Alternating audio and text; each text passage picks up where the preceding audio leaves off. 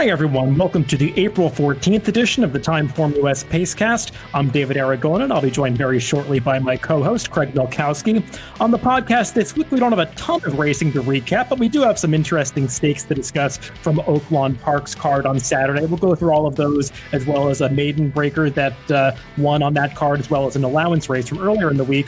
And we'll finish things up at Gulfstream Park. No stakes there this weekend. They ran a couple of interesting optional claiming allowance races and another maiden race that we'll talk about at the end of the show. Craig, it was nice to have some top-level racing this weekend because we talked about it on the TimeformUS forecast last week. These Oaklawn stakes, they came up pretty deep, competitive affairs, and I think they played out that way.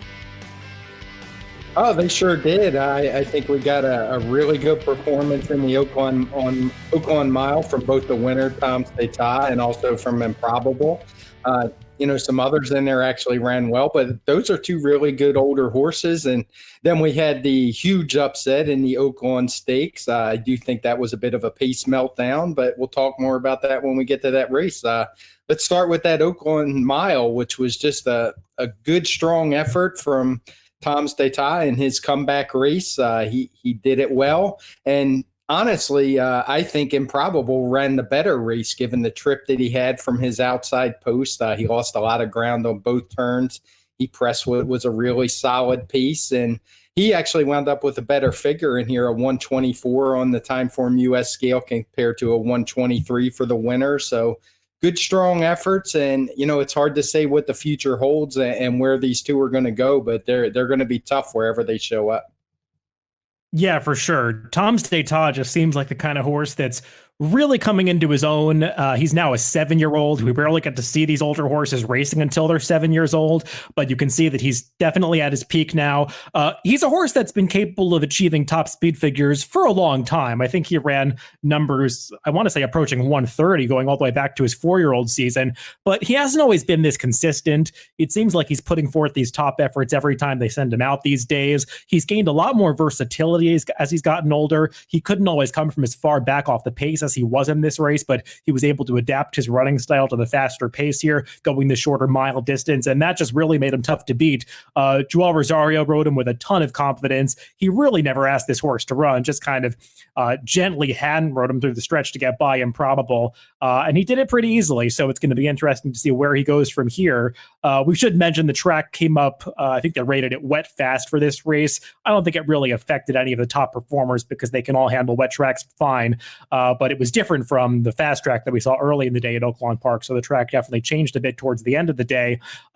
I agree with everything you said about Improbable. You could make the case that he did run the best race, even though Tom's Data won in hand. Improbable did so much more work chasing the pace, going wide around both turns. The pace did fall apart in this race. I know Pioneer Spirit was the best, aside from Improbable, of those pace horses, and he finished a good 6.5 lengths behind Improbable as the top two just really dominated here. I hope they keep Improbable in these 1 mile races moving forward because I really think that's his specialty. Yeah, I would agree with that. He's definitely not a 1.25 mile horse. Maybe he could get 1 1/8 miles under the right circumstances, but I think this is right in his wheelhouse. I do still have some concerns. He was a bit lucky that he was loaded last. He had some issues in the gate. He did break well, but if he draws inside post and starts acting up and he's got to wait for 7, 8, 10 other horses to load, I think it could still be an issue with him. And again, Bankit, we've talked about him many times. Seems like he runs a lot. He's a horse who he's just as solid as can be. We both agree he probably wants one turn. This is probably still just a little bit too far for him. But it's the right distance. He just ran up against a group of better horses here. I've got a question for you. I'm going to put you on the spot here. I've noticed now they have those chiclets along the bottom of the screen at Oaklawn. I don't recall them having Trackus there. Is that something new or is that something akin to Trackus? Do you know? It is. It's actually the new GPS system. I forget the brand name that they have went with. Equibase has contracted with them. They're actually the official timer at a lot of tracks. And if you actually check the charts on the Oaklawn site now, you will see you can get the standard charts, but you can also get these new GPS charts. And there's a lot of really good info on there. I tweeted about it if people haven't seen it. You can find things like ground loss. You can find things like times for each individual horse every half furlong, through the race. You can find things like strides the horses are taking, the stride length they have. So I haven't had a chance to dig through all of it yet, but there is some really good info in there. I actually did learn something new from looking through those charts, and I consulted with the guys at Equibase who were really helpful. They actually measure the distances from 3 feet off the rail. My question was, why were some of the horses coming up having run less distance than the actual distance of a segment or even the whole race? I think Bankett might have been one of those who actually was listed as running less than a mile in a mile race. And like I said, it turns out they measure 3 feet from the rail to establish that mile distance and time. So a horse who stays right on the rail for all of the turns is actually running less than that full mile distance. That's interesting. It's something I meant to check on when I was watching these races, and it just kind of slipped my mind until we were talking about it right now. So I wanted to get your take on that because I figured you'd know what was up with that. Let's move on to the Oaklawn Stakes next. That was that race for the 3-year-olds going a mile and an eighth later in the day at Oaklawn Park on Saturday. And as you said at the top, this one produced a bit of an upset as Mr. Big News got the job done at 46-1, a pretty big price on this horse. He definitely benefited from a fast pace here because they were really motoring into that clubhouse turn the first time around, and it just completely fell apart up front. The winner came from 11th early. Farmington Road, the runner-up, came from last, 13th. They finished 1-2 in this race, and I do think this is one where you might want to upgrade the horses that were close to that pace a little bit. Yeah, I think you can. It's a race where we have all the fractions in red, of course. I think the opening half mile was a 150 on the TimeformUS scale. I don't have it in front of me because the leader at the time dropped so far back, I didn't scroll down enough when I printed out the chart for this one. But it is also interesting that the horses who were up close to that pace were beaten so bad that none of the horses actually got figures. Usually with our figures, you'll see some of the pace horses get better figures than the horses above them. But at the top of the chart, the top 4, it just goes right down the line. Mr. Big News got a 112, Farmington Road a 111 in second, Tyshawn a 110. So really none of the speed horses ran well enough to get that big bump in the figures. I did see some talk that it was kind of interesting that the horses coming out of what were generally considered weak races in Louisiana ran 1-2. But personally, I think it's more of a case of circumstances than it is that those races were anything better than what we initially thought.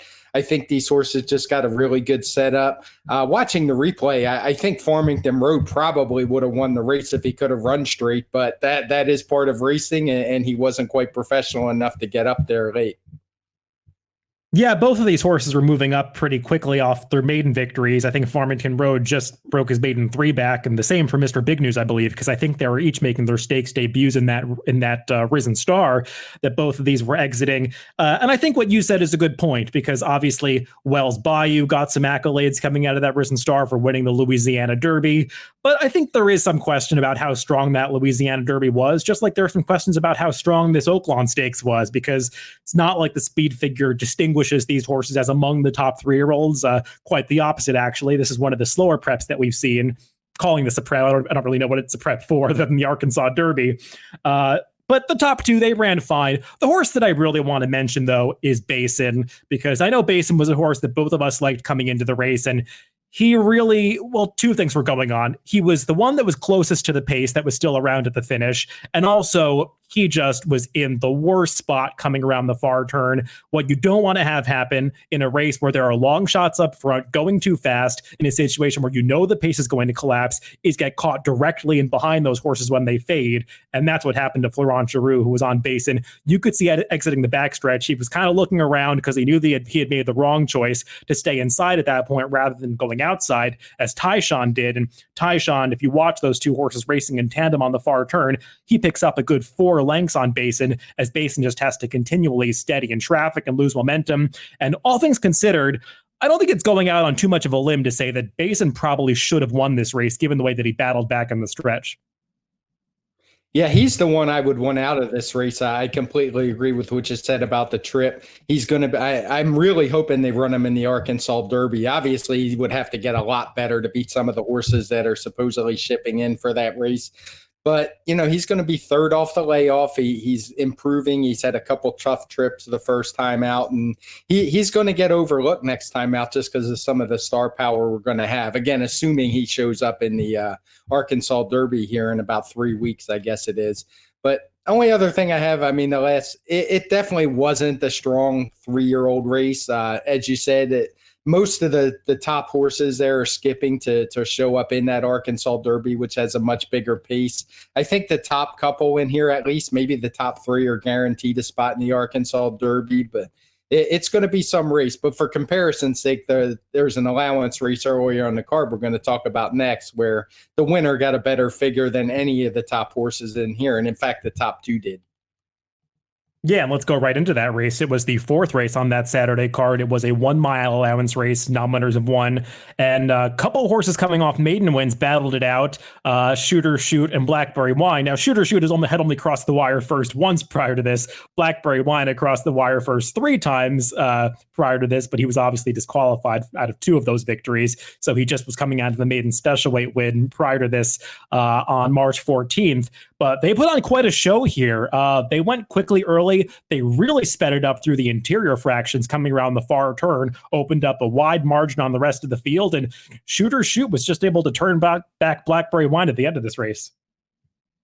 Yeah, this was an exciting race. Both the top 2 got 116 TimeformUS speed figures, which, as I said, was better than what we saw in the Oaklawn Stakes. It was a virtual match race. Nobody else was ever really in contention, and these 2 just threw it down. It's a good effort from both of them, and Shooter Shoot really has flattered the form of the Baffert horse, whose name I'm forgetting right now, who he ran second, Charlatan. Yeah, he was Charlatan, dusted this horse pretty easily, and he's come back with 2 strong wins since. So really interesting horse, and I suspect we may see both of these 2 in the Arkansas Derby as well. Yeah, I think there are still some questions about how far Shooter Shoot really wants to go. He's a son of competitive edge, and his female family can kind of go either way. It's more of a miler type of family, but maybe he gets the mile and an eighth. He's certainly running fast enough speed figures to suggest that he deserves a shot at this race. I know some people were surprised that Blackberry Wine was not in the Oaklawn Stakes and instead took a shot at this nominators of 1 allowance race, because Blackberry Wine in his maiden victory ran faster than most of the horses that were running in the stakes race later on the card. And I guess it's no surprise, given that both of these horses ran faster than the stakes. It's interesting that they actually both regressed on the speed figure scale here because they had run so quickly in their maiden victories. But they're just among the fastest 3-year-olds that are out there right now, and it's not going to be a major shock if they're able to step up against Stakes Company next time. Yeah, the real shock for me in here was Scabbard. How in the world was this horse 3-1 with the form he came in with? I know he'd been running in stakes races, and he still has that second to Dennis's moment in his PPs, but this is one where, as a bettor, I think you really want to look to take advantage of these. I mean, he wasn't the favorite, but if you eliminate a horse like 3-1 at Scabbard, like you had on Scabbard, it definitely creates value on the others in the field. Virtually, I call a horse like him the takeout eliminator. And you get these kind of often with these 3-year-olds that did a lot earlier in their career and kind of fall off the map. So just something for our listeners to look out for, where, you get these horses with reputations that simply aren't running that way anymore. Yeah, Scabbard was actually the morning line favorite in this race. And as a morning line maker myself, it's kind of killing me to see all these races with questionable lines that we have to handicap over these past couple weeks. But that's the way it is at some racetracks. And I agree with what you said about Scabbard. He's just gone the wrong way. And maybe turning him back in distance will help, but he's just not the same horse that we saw last year. Let's talk about some other non-stakes races from that Oaklawn Saturday card. There was a maiden race that actually was run right after this allowance race we just talked about, going 6 furlongs for the 3-year-old fillies. And a first-time starter for Steve Asmussen Casual won this race. She is by Curlin. She's a daughter of that Grade 1 winner for Steve Asmussen, Lady Tack. She won the Grade 1 test as well as some other races going a variety of distances. And this one really did it the right way in her first start. She sure did. She was a little cold on the board. I thought she wound up going off 9-2 in what wasn't a very strong field. So I was a bit surprised at how well she ran. To be honest, she got a 108 Timeform US speed figure for the win. It was a fast race. The runner-up Silver Bella got a 107. Then there was a gap back to Cynical Girl, a horse we've talked about a couple times. She was second to Edgeway in her impressive maiden win first time out. But, this was a good effort. I do want to pump the brakes. I've seen a lot of hype, people telling us, oh, this is an Oaks horse. And, it's still way too early for that. This was a 6 furlong race against questionable competition. But she certainly did everything the right way and looked like a promising filly. Yeah, for sure. I mean, I like that she broke so alertly. She really was professional coming out of the starting gate. But after that, Ricardo Santana reined her in and she rated very kindly on the inside. And I liked the way that she came through traffic in the stretch. It's not like she had trouble, but she had to alter course a couple times, come inside of the runner up at the end of the race, which is not always easy for a first time starter to do. And she just handled it like she had done it all before. So it's what you like to see. How far she ultimately wants to go, I think it remains to be seen. She's got one of those funny pedigrees where it's all stamina on the top and the speed of her down on the bottom. So we'll see which one she ultimately takes after, but the ability is definitely there. Yeah, and I do want to mention this was a race. There were a bunch of 6 furlong, I think 4 6 furlong races on the card. They all occurred before the rain came. So this was a really easy figure to make. This was shaping up to be a figure maker's dream, as there were so many good horses running similar distances, all the races on the dirt. But then the rain came before race 8, or actually during race 8, and kind of changed things a bit. But as far as this race goes, I think the figure's rock solid. She definitely ran a really good race. Before we move away from Oaklawn, let's talk about one more race actually from their Friday card. It was the 9th race, another allowance race going 6 furlongs. And this one earned a respectable speed figure as the winner, Absolutely Aiden, caused a minor upset. I think he was 13-1 in this race.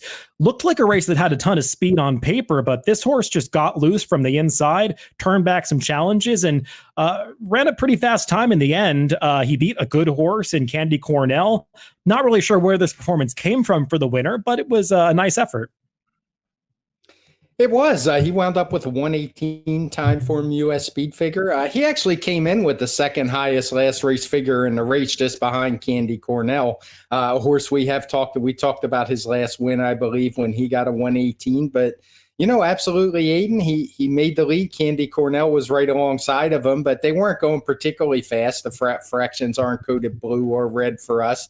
It was basically the same as the speed figure in the end, and he just ran away from him in the stretch. So I'm not sure where it came from either. His previous career best had been a 111, but he was only claimed, I think, 3 starts ago, and maybe the new connections have figured something out, because he looked like a potential stakes horse with this win.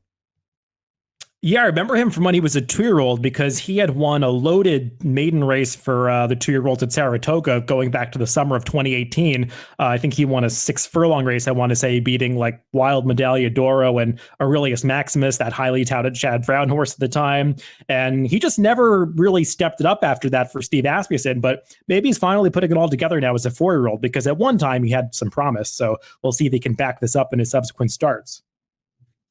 Yeah, I'm curious, where is Aurelius Maximus anyway? We talked about him a couple months ago on the Pacecast. He ran a really good race, but we haven't seen him since, so I'm still keeping an eye out for him. Yeah, he's a horse that I kind of forgot about. Wasn't he first off a trainer change to, was it Brad Cox, I want to say? I know he had, or was he moved to Steve Asmussen? Yeah, he was moved from Chad Brown to Steve Asmussen, and he won so impressively at the fairgrounds around the time that By My Standards did, but we didn't see him show up in any of the stakes, so I wonder what happened to him. Hopefully he's okay. Let's move on to Gulfstream Park, where, as I said, there were no stakes races, but we've got a couple of allowance races and one maiden race to discuss. We'll begin with an allowance from the Thursday card, going 1 mile and a 16th on the dirt. And no surprise that Todd Pletcher won this race, but maybe a bit of a surprise that he did it with his other horse, as Blewett got to the front end, cleared the speed under a hustling Tyler Gaffalione, and was just able to put away Moretti, who could never really get close as the favorite. Yeah, he got a 120 Timeform US speed figure for the race, which is his career best. Blewett always a horse who's had promise. I think he won with a big figure first time out, and he's pretty much been fast his whole career until his last couple of races. He had come off a layoff and hadn't run particularly well. So this race kind of came out of nowhere. After two bad efforts, I think it was the third start off the layoff. I will caution, though, that we do have this race coded in red as a track that was highly speed favoring. I went back, watched the replays, looked at the charts. There weren't a lot of dirt races. I think there were only 4 on the card, which is about the norm for Gulfstream these days. But it did seem like a track that was very hard to make up any ground. So maybe Moretti had a bit of an excuse, and Blewett just took advantage of the circumstances, I think. Not that it was a bad effort. That kind of the bias does get built into the figure a little bit. So, I don't want to take away from it too much, but I do think the track played a part. Yeah, I wasn't sure about that. There were 10 races on this day. Only 4 of them were on the dirt. I thought the results in the other 3 were just highly logical. Actually, one of the speeds got run down at a short price. I guess this is the race that must have tipped the scales, because this is the one that featured an exaggerated performance by a horse that was not the favorite. So I don't want to put too much stock in that, just given the fact that the evidence is so limited on this day. And personally, I kind of liked Blewett in this spot because I thought that he was a horse that hadn't had the best trips in his last couple of starts in 2020. Certainly not last time when they ran him a mile. And he just got continually shuffled back all the way down the backstretch after not the greatest start. And I think getting back to the 2 turns really did the trick for him, because he's a horse that seems to just get into one of those rhythms when he can be on the front end and keep going. We saw him even going as far as a mile and an eighth at Aqueduct a number of years ago, doing that with some respectable speed figures. So hopefully Todd Pletcher can keep him going now. He is a New York bred, so when they begin racing again in New York, I think they'll have plenty of options with where to run this horse, potentially even in some stakes races, as long as he can keep him in top form. But I thought this was a pretty good effort by a horse who, as you said, has shown ability in the past. Yeah, like I said, with our figures, I have it set up. I try not to overread, even if it was a speed bias. The figure is usually pretty indicative. If anything, the other horses will get penalized a little bit, not look as good as they probably ran on the speed figure scale. But like you said, he's a New York bred. There is a strong contingent of New York breds. It's really amazing, as a guy that's been following the sport for such a long time, to see how many really good New York breds there are these days. I mean, it used to be you could count them on one hand, but it's just a really deep division, so it won't be easy, but he certainly ran fast enough to compete with some very good ones.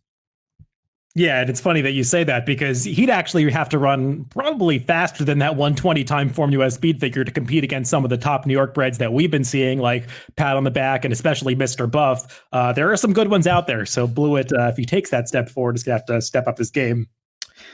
Let's talk about another allowance race, this one from the Saturday card. And we actually handicapped this one on the TimeformUS forecast last week. It was the 12th race on Saturday, going the 6 furlongs. And this is one where the 2 favorites just were complete no-shows. Pacific Gale, who got bet down to be the second choice here, she finished last. And JP's Delight, who was the favorite, she dueled for the lead, but was done pretty early on the far turn. And Princess Causeway got the pace setup that she needed. It's not a red color-coded pace in the TimeformUS PPs, but they were definitely moving up front. And she was just able to run them all down on the stretch. Yeah, I thought it was an impressive effort by her. She got a 114 TimeformUS speed figure. The runner-up, Violent Times, actually got a 116. So it was a pretty strong race for the class. It was a good return for her as a 4-year-old, which she hadn't been seen since the Fall City. And she looks like a horse who probably the one turn is right up her alley. As in her first race as a 4-year-old, she ran that career best, which is what you want to see. And she just looks like a horse who the 1 turn mile is going to be perfect for her. The 7 furlongs, it should be just fine as well. 6 might even be a little bit too short for her, but she was able to handle it against this group. As far as Pacific Gale goes, she was just horrible. I do want to say I'm not a guy to listen to trainers very much, but they did have John Kimmel on before the race on the national broadcast, and I just kind of got the feeling she wasn't really cranked up for this effort, which is generally his MO. We did mention it on the forecast. So sometimes trainers kind of give their give you a tell if you watch him. And I thought he definitely did on Saturday. And a horse I actually liked on paper, I didn't like at all after listening to his comment. So that does happen from time to time. Yeah, and I agree with you about Princess Causeway. She's a horse who hadn't had that many opportunities to sprint in the past. I know we talked about this a little bit last week, that maybe the 6 furlongs was too short for her, but also maybe she's just a horse that they targeted at the wrong races because they had run her 2 turns so many times, but her best effort prior to this was arguably that 7 furlong victory back in November at Churchill Downs, and she ran a similar kind of race here. She came from a little farther back in the pack, but she got more pace to close into, and she got it done. The 114 TimeformUS speed figure is probably not graded stakes level. I don't know how strong this field is ultimately going to turn out to be because those 2 favorites, they just didn't show up and it became an easier race after that. But I think they've definitely found her niche as a sprinter at this point. And with Pacific Gale, yeah, I agree.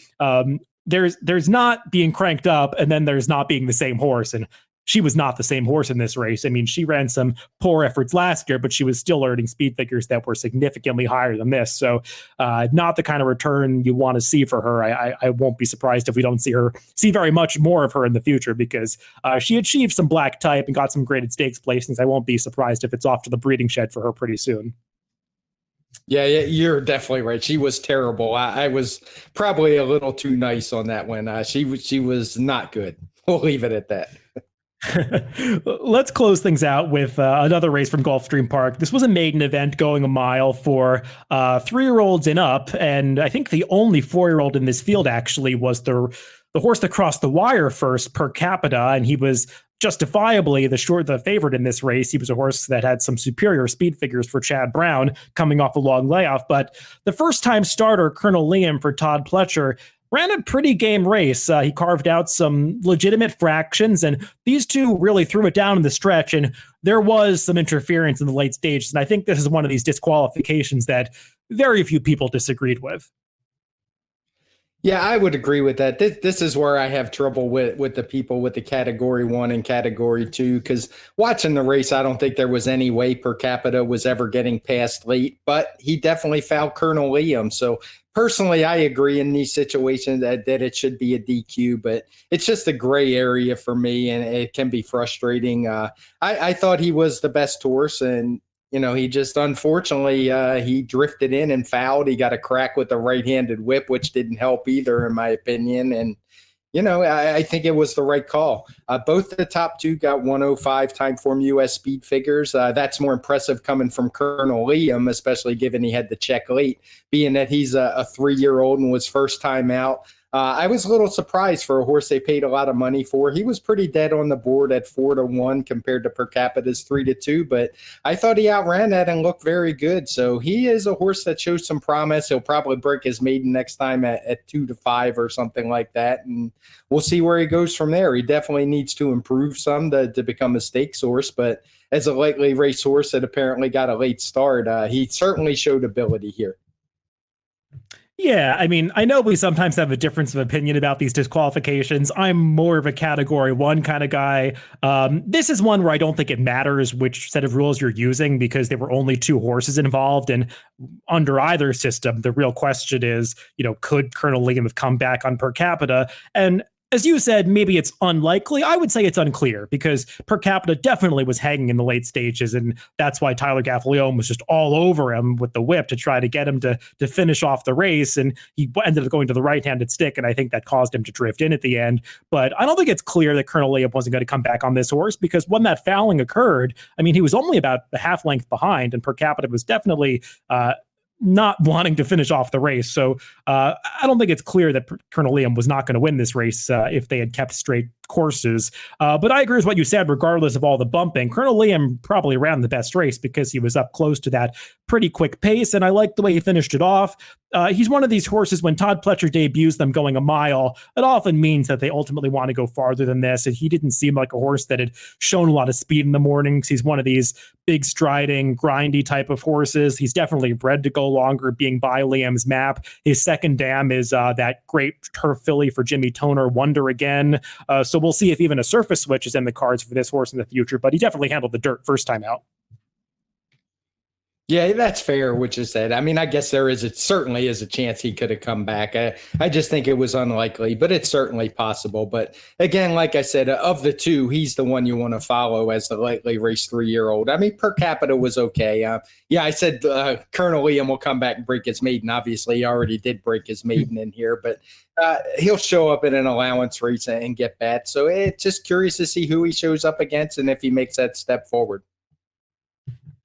Well, that's all the racing we're going to recap this week with just Oaklawn and Gulfstream Park in action at the moment, or at least the only two major tracks in action. We'll continue on the schedule as usual for this upcoming week. I think we'll again do the TimeformUS forecast on Thursday or Friday. We'll work that out to see when we're going to record that. But whether there's stakes racing or not, we'll find some interesting races to talk about. And it shouldn't be too hard because the cards they're putting together at Gulfstream and Oaklawn have been excellent, even on those non-stakes days. So I think we'll be able to find some stuff to talk about later in the week. As always, you can listen to us on DRF.com, Spotify, iTunes, YouTube, and SoundCloud. Wherever you get your podcast, just make sure to subscribe to the Daily Racing Form channel. Thanks for listening this week, and we'll talk to you again on Thursday or Friday. We'll let you know.